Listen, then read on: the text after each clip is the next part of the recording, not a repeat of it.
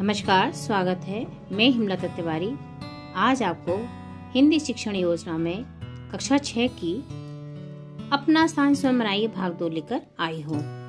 सबसे पहले हम कक्षा, दिनांक, विषय और समय। विषय में हिंदी डालिएगा। समय आपका 35 से 40 मिनट है। कक्षा 6 है। दिनांक आप जिस दिन पढ़ा उस दिन की अंकित करिएगा। लर्निंग आउटकम पूर्ववत रहेंगे इसमें। प्रकरण आपका अपना स्थान स्वयं बनाइए भाग 2। सहायक सामग्री पूर्ववत रहेगी जो आपने भाग 1 में थी वही सेम।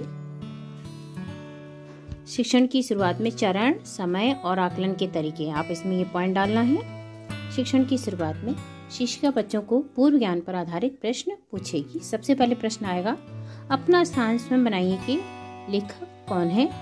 राजा ने मंत्री से क्या बोला? मंत्री ने किस व्यक्ति को लेकर आया?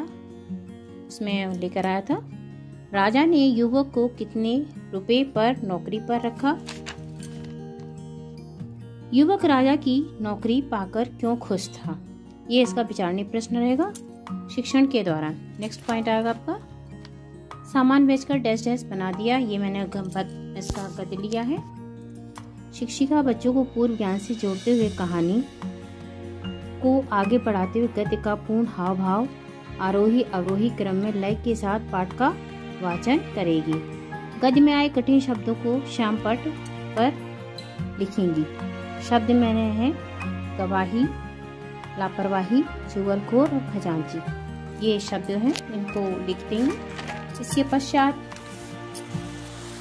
शिक्षिका बच्चों को बताएगी कि युवक ने सामान बेचकर कई हजार रुपए मिले। उससे उन रुपयों को दफ्तर में बढ़िया फर्नीचर और चित्र आदि लगाने में उपयोग किए और बाकी सरकारी खजाने में ईमानदारी से जमा कर दिए। किंतु कुछ राज्य के चुगलखोरों ने राजा से उस युवक की शिकायत कर दी कि वह रुपया लुटा रहा है। राजा उस दफ्तर की जांच पड़ताल के लिए दफ्तर पहुंच गए। दफ्तर को देखकर दंग रह गए और उस युवक से पूछा, यह सजावट किसके रुपयों से की? युवक ने उत्तर दिया, दफ्तर के रुपयों से। दफ्तर में प्राप्त लिफाफों की पच्चीकारी को निकलवाकर और उसे बेचकर और शेष राशि खजाने में जमा की। राजा यह सब देखकर खुश हुए और उसे राज्य का वित्त मंत्री बना दिया। किंतु उससे बाकी मंत्रियों को बड़ा कष्ट हुआ, और क्योंकि वे सब बेईमानी करते थे, किंतु न स्वयं करता था और न दूसरों को करने देता। युवक सब उस युवक की राजा से शिकायत करते थे। एक दिन राजा ने सेनापति को आदेश दिया कि जो मंत्री जिस हाल में हो ले आओ। सबको मंत्री से पूछा कि आप इतनी रात को क्या कर रहे हो? उन्होंने सेनापति ने आदेश का पालन किया और जिसमें कुछ नशे में कुछ जुए में लिप्त थे, बस एक युवक था जो कार्य करते पाया गया। राजा ने सबको दिखाया कि और मंत्री से पूछा कि आप इतनी रात को क्या कर रहे थे?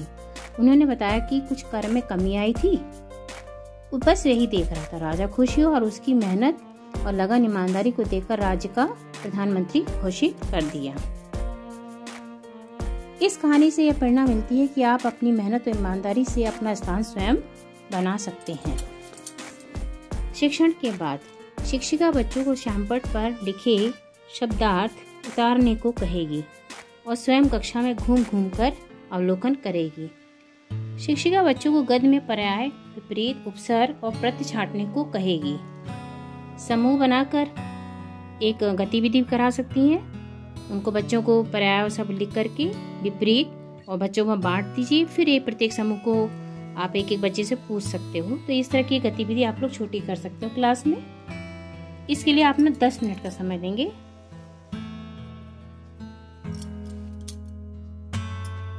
तो ये शब्द इसमें निकल कर आएंगे। फिर इसके बाद आप प्रदत्त गृह कार्य दे दीजिए बच्चों को। अपना स्थान स्वयं बनाइए पर अपनी विचार 10 पंक्तियों में लिखिए। तो ये रही शिक्षण योजना भाग 2। धन्यवाद। यदि अच्छी लगे तो लाइक सब्सक्राइब अवश्य करें। Thank you.